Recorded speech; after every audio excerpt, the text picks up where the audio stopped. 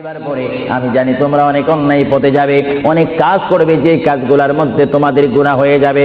হ্যাঁ বান্দা, তোমরা গুনাহ করবে তাও আমি ভালো মতো জানি, তোমরা পাপ করবে তাও আমি ভালো মতো জানি। বান্দারে, পাপ করার পরে, গুনাহ করার পরে একাই কি মসজিদের মধ্যে তোমরা কেঁদেছো, রব্বানা যালামনা, বলেন রব্বানা যালামনা আনফুসানা ওয়া ইল্লাম তাগফির লানা ওয়া তুরহামনা লানাকুনান্না মিনাল খাসিরিন বলে বলে মসজিদে কেঁদেছো, আসরের নামাজ পড়ে কেঁদেছো, যোহরের নামাজ পড়ে কেঁদেছো, মাগরিবের পড়ে কেঁদেছো, এশার নামাজ পড়ে কেঁদেছো। বান্দা, নামাজের মুসল্লা যখন বসে যাও, আমি আল্লাহকে তোমরা বারবার বল, আল্লাহ আমার গুনাহ মাফ করে দাও।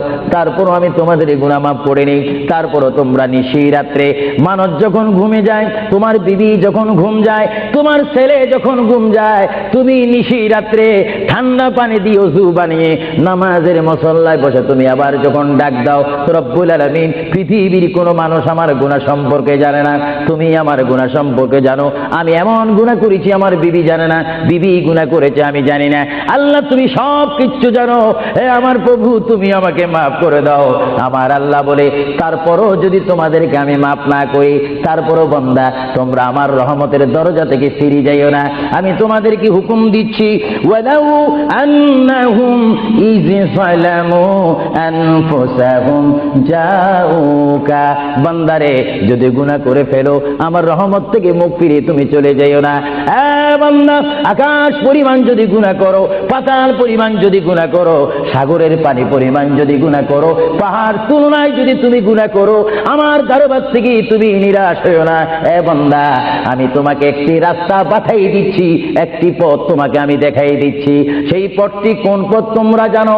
ওয়ালাউ আন্নাহুম ইয যালামু আনফুসাহুম জাউকা, বান্দারে, যখন তোমরা বরবাদ হয়ে যাবে, তখন তোমাদেরকে একটা পথ আমি তোমাদেরকে দেখাই দিলাম। সেই পথটির নাম হচ্ছে আমার রাসূলের মদিনা। জোরে বলেন সুবহানাল্লাহ। বান্দা, আমার নবীর দরবার গিয়ে কেঁদে কেঁদে তোমরা বলো, ইয়া রাসূলুল্লাহ, ইয়া হাবিবাল্লাহ, আয়া আকা, ইয়া রাসূলুল্লাহ। আল্লাহ কোরআনে বলেছে, ওয়ালাউ আন্নাহুম ইয যালামু আনফুসাহুম জাউকা ফাস্তাগফিরুল্লাহ ওয়াস্তাগফার লাহুমুর রাসূল। আল্লাহ বলেছে, হে বান্দা, তোমরা ডানে না গিয়ে, বামে না গিয়ে, পিছে না গিয়ে, তোমরা সরাসরি আমার নবীর কদমে চলে যাও। আমার নবীর কদমে গিয়ে আমি আল্লাহর দরবারে তোমরা তওবা করো।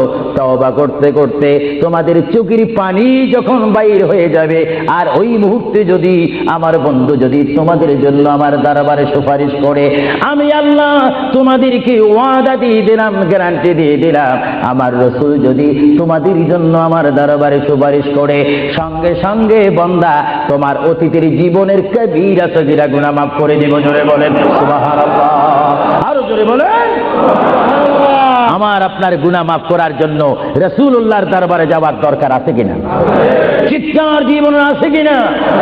এটা কোরআনের অপব্যাখ্যা নয়, কোরআন শরীফের আয়াত। ওয়ালাউ আন্নাহুম ইয যালামু আনফুসাহুম জাউকা, যারা তাফসীরি পড়েছেন, তাফসীর জালালাইন পড়েছেন, টাইটেল পড়েছেন, বুখারী পড়েছেন, মুসলিম পড়েছেন, ইবনে মাজাহ পড়েছেন, সিয়া সিত্তা পড়েছেন, হাদিস পড়েছেন, ইজমা পড়েছেন, কিয়াস মেনেছেন, উসুল মেনেছেন, বালাগাত মেনেছেন, মুনতিক মেনেছেন, শরীয়ত বুঝেছেন, তরিকত বুঝেছেন, হাকিকত বুঝেছেন, ইলমে লুদুনি পেয়েছেন, ইলমে তাসাউফ মেনেছেন, তারা অবশ্যই স্বীকার করবে মানুষের একমাত্র মুক্তির স্থান, পরিত্রাণের স্থান, আসলের স্থান, নাজাতের স্থান, আল্লাহ পাওয়ার স্থান মুহাম্মদুর রাসূলুল্লাহ কদম মুবারক। চিৎকার দিয়ে বলেন সুবহানাল্লাহ।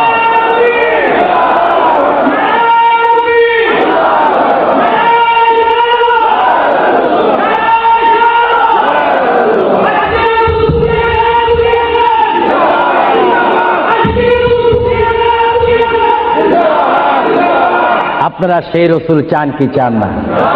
অবশ্যই চাইবেন, না চাইলেও চাইবেন। কেন চান নেই? অবশ্যই আফসোস করবেন।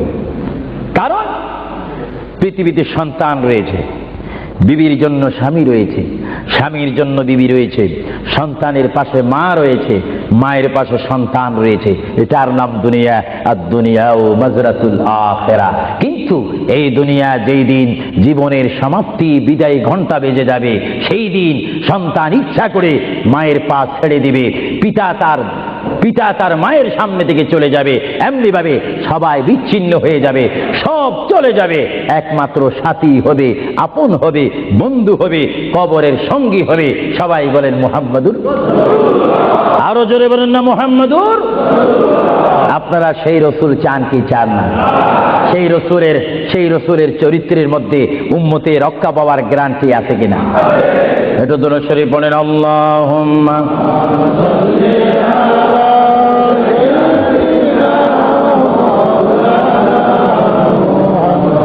ওয়া আলা আলি সাইয়্যিদিনা। আমার আপনাদেরকে একটি প্রশ্ন করে জবাব চাই, আপনারা বলুন, মক্কা শরীফ আল্লাহর ঘরের সাথে একটি পাথর আছে কিনা? যে পাথরে চুমা দিলে কি গুনাহ হয় না গুনাহ মাফ হয়? আওয়াজে বুঝে যায় কিছু কিছু গুনাহ হয়। জোরে বলেন, গুনাহ হয় না গুনাহ মাফ হয়? ওই পাথরটির নাম কি? আসওয়াদ পাথর।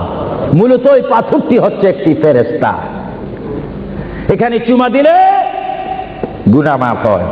আপনারা বলেন, লন্ডনের জমিন বলেন, ওয়ালহাম বলেন, ম্যানচেস্টার বলেন, নর্থহ্যাম্পটন বলেন, নিউ কাসেল বলেন, এই জায়গাও যথেষ্ট পরিমাণ বড় বড় পাথর আছে কিনা?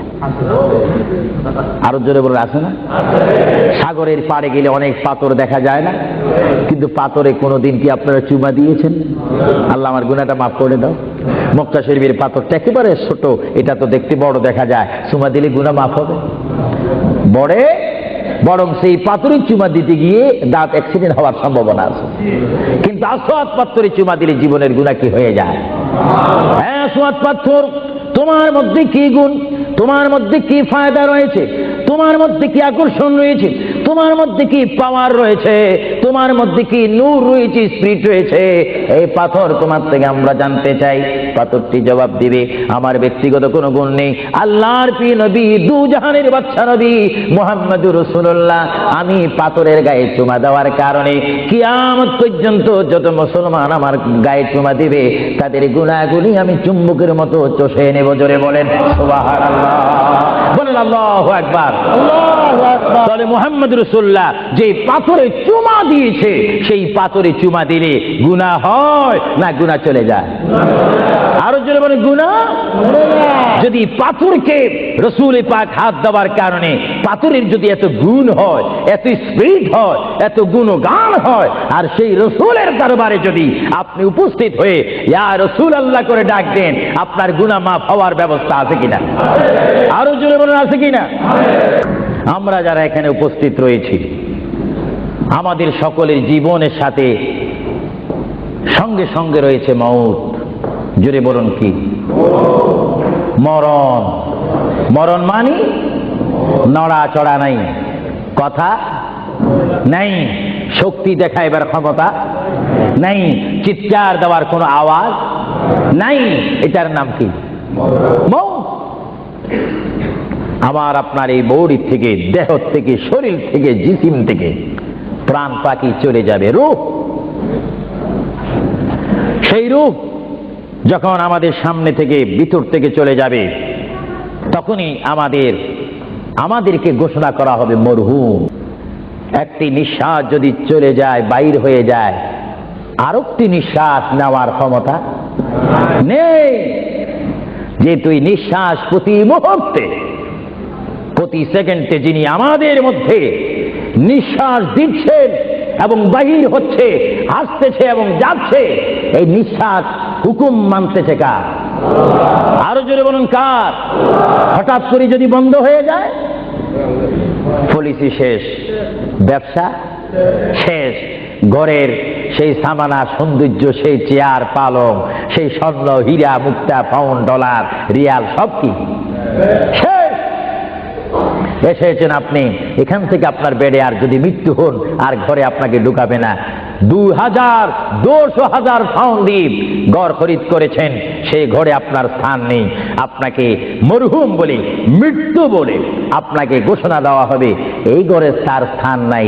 তার এমন একটি স্থান যেখানে পৃথিবীর আলো নাই, বাতাস নেই, চেরাক নাই, লাইট নেই, সাথী নেই, সঙ্গী নেই, পাড়া পড়শি নেই, সমাজের কেহ নেই, রাষ্ট্রের কেহ নেই, বন্ধুত্ব কেহ নেই। এমন একটি জায়গায় তার তাকে পৌঁছে দেওয়া হোক যেই জায়গার নাম বলা হয় আলমে বারজুখ। ওই যুগের প্রথম গাঠির নাম 3.5 হাত গড় হবে, সেই গড়টির নাম হবে কবর। চিৎকার দিয়ে বলুন সুবহানাল্লাহ। আরো জোরে বলুন না সুবহানাল্লাহ। সেই কবরে আমাদের যাওয়ার প্রোগ্রাম আছে কিনা? এই জন্য আমার বিষয় হচ্ছে কবর ও হাসর। কবর কি? কবরে আপনাকে যেতে হবে। সেই কবর কি? যার ডানে হবে মাটি, বামে মাটি, পিছে মাটি, সামনে মাটি, উপরে মাটি, চতুর্দিক 6 দিক আপনার মাটি থাকবে। সেই জায়গার নাম হবে কবর। আল্লাহ রাব্বুল আলামিন এই জন্য কোরআন শরীফের মধ্যে বলেন, পৃথিবীর মানুষ, যেমনি ভাবে আমি তোমাদেরকে পাঠাইলাম আমার ইবাদত করার জন্য, তেমনি ভাবে আমি তোমাদেরকে কোরআনুল কারীমে আবার হুকুম দিলাম।